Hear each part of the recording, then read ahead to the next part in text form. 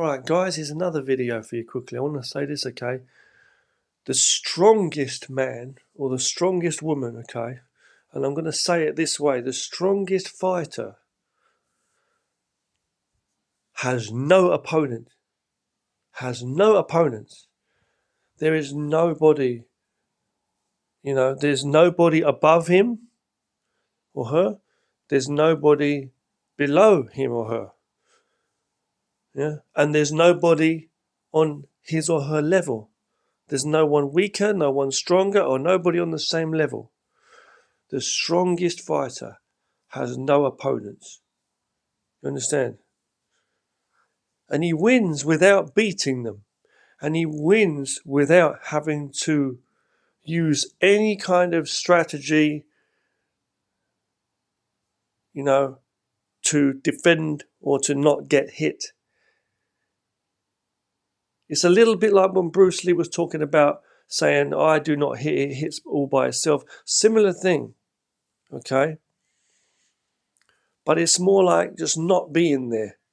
The thing just is. You are absent. You are not there. You have to be absolutely absent. It's like also when Bruce Lee was talking about, Bruce Lee said about,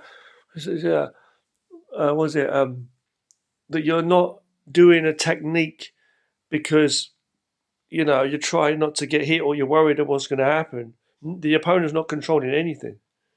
But the moment you step into that arena, when you fall into the water, now you're trying to swim.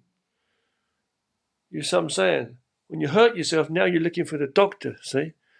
But if you don't play that game first, if you don't sit down and play chess, then you won't be thinking about chess. If you don't get on the slow train, you won't be on the slow train. You've got to learn to avoid this shit. If you don't need to fight, because the best fighter doesn't need to fight anyone. There's no competition. He's the best.